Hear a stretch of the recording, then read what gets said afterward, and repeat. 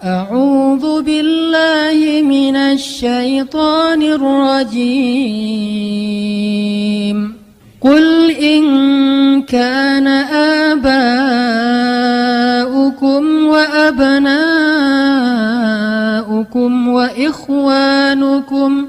وإخوانكم وأزواجكم وعشيرتكم وأموال اقترفتموها وتجارة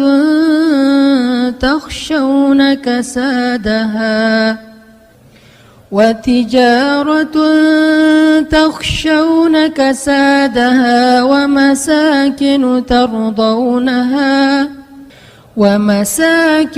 ترضونها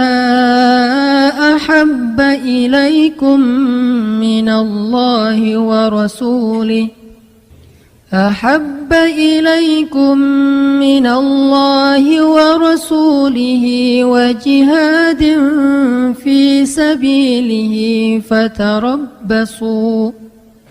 فتربصوا حتى يأتي الله بأمره والله لا يهدي القوم الفاسقين.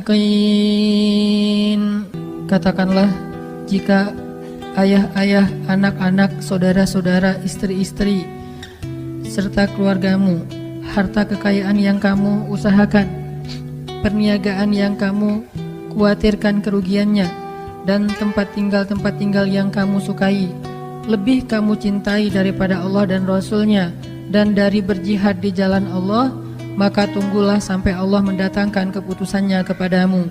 Dan Allah tidak memberi petunjuk kepada orang-orang yang berbuat kefasikan. Shadaqallahul adzim.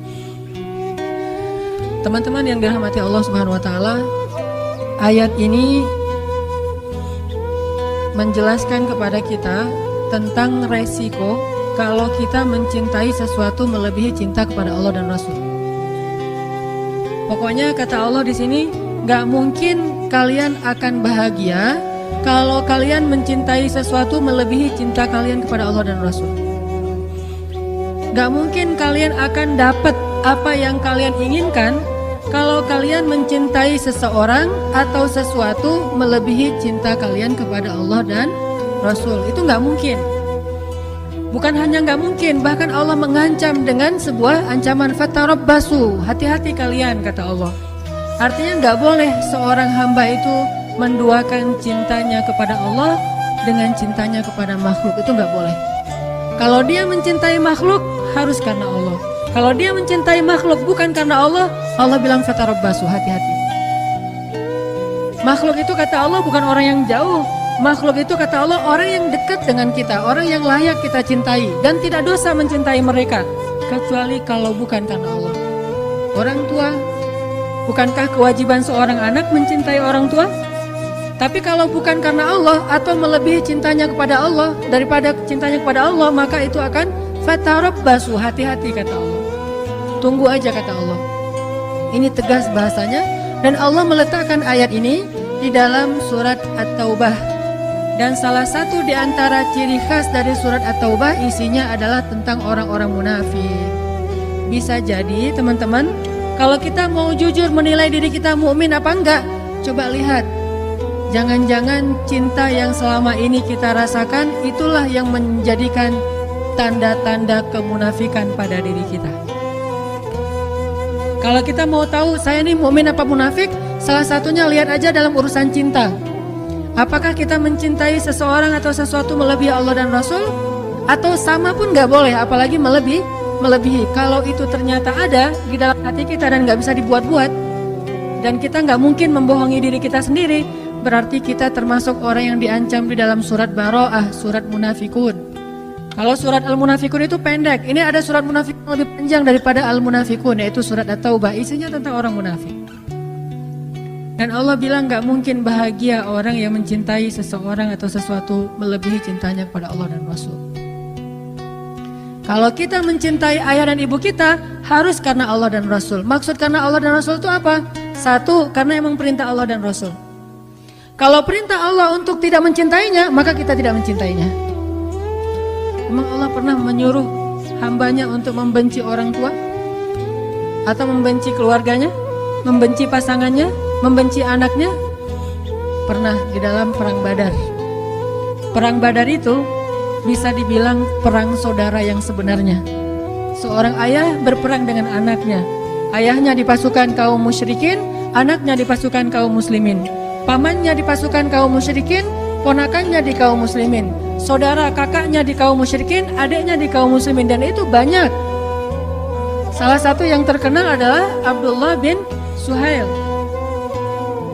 Ayahnya di barisan orang-orang Abu Jahal, anaknya di barisan Rasulullah SAW. Sehingga banyak yang terjadi adalah seorang ayah membunuh anaknya atau anaknya membunuh ayahnya. Dalam kondisi seperti itu Allah menyuruh membuang rasa cinta kepada keluarga, karena cinta kepada Allah lebih berharga daripada cinta kepada siapapun. Siapa mereka yang memusuhi kaum muslimin, yang menzolimi kaum muslimin, yang memfitnah kaum muslimin, yang memerangi kaum muslimin? Tetapi jika mereka hanya berbeda agama, tidak memerangi kaum muslimin, maka Allah menyuruh kita berbakti kepada mereka walaupun mereka beda pemahaman dan ideologi dengan kita. Ini namanya cinta karena Allah. Jangan mentang-mentang orang tua kita sama muslim sih, cuma mungkin beda pemahaman agama. Yang satu agamanya setelah belajar di taklim, yang satu lagi dulu belajarnya, dan lebih banyak campuran budaya. Terus akhirnya kita jadi nggak mencintai lagi orang tua kita, banyak menghujat, banyak mendebat. Itu bukan karena Allah, walaupun alasannya agama, tapi itu bukan karena Allah.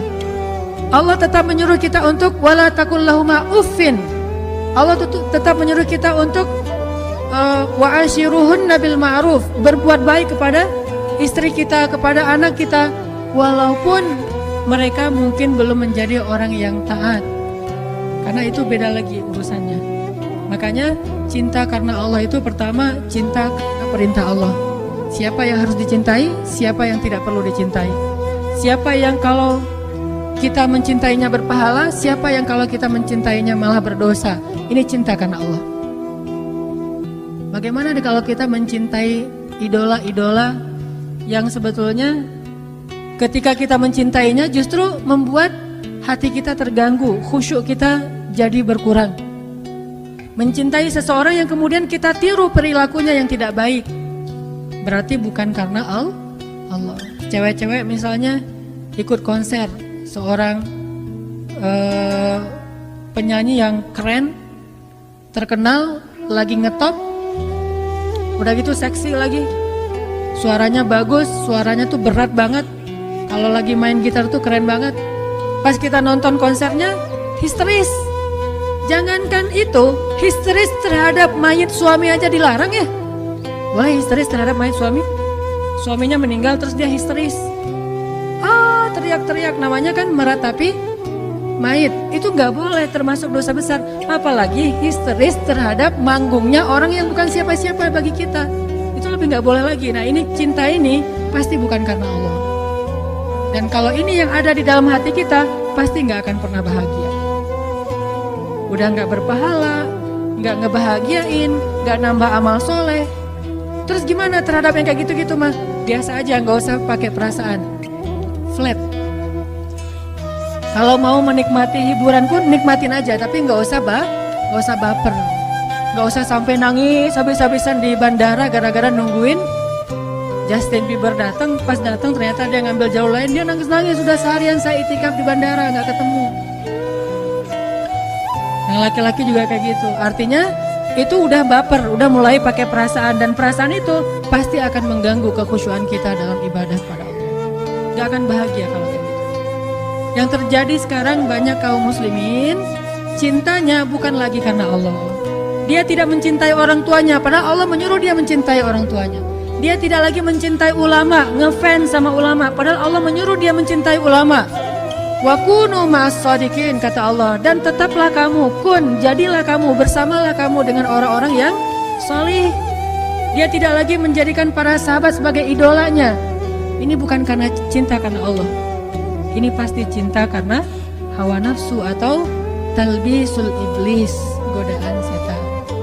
Makanya coba kita revolusi cinta kita. revolusi cinta. Dari cinta yang karena hawa nafsu, karena hiburan, karena keren menurut kita, menjadi cinta karena Allah. Tapi tetap bisa menikmati hiburan, kekerenan, segala macam yang sifatnya masih mubah, silakan dinikmati. Tetapi jangan pakai perasaan, karena itu berbahaya. Sekedar hiburan aja, karena Allah juga nggak ngelarang kita berhibur. Dalam istilah hukum ada yang wajib, ada yang sunnah, ada yang mubah, ada yang makruh, ada yang haram, kan gitu ya. Maka sebagian besar hiburan itu adalah yang mubah. Mubah itu artinya nggak dilarang, nggak disuruh. Secara pahala nggak berpahala, nggak berdosa, biasa-biasa aja gitu. Nggak nambah pahala, nggak nambah dosa. Kayak kita misalnya lagi nyanyi, nyanyinya masih lagu-lagu yang biasa dan kita nyanyi sendiri, apalagi gitu ya. Nyanyi sendiri atau dengar musik sesuatu yang masih wajar, bukan musik-musik yang dilarang. Ini nggak nambah pahala, nggak nambah dosa. Atau jalan-jalan nambah pahala? Kalau jalan-jalannya murni karena pengen menikmati hari libur, pengen menikmati alam, pengen senang-senang dengan keluarga, teman, ini nggak nambah pahala, nggak nambah dosa, namanya mubah. Maka tidak masalah kita tetap menikmati hiburan, tetapi jangan libatkan perasaan cinta, karena hati itu adalah wadah yang kosong dan dia hanya bisa diisi dengan satu hal. Kalau sudah penuh dengan satu hal, nggak akan bisa diisi lagi dengan hal yang lain. Kalau sudah penuh dengan cinta yang bukan karena Allah, maka keluarlah cinta karena Allah.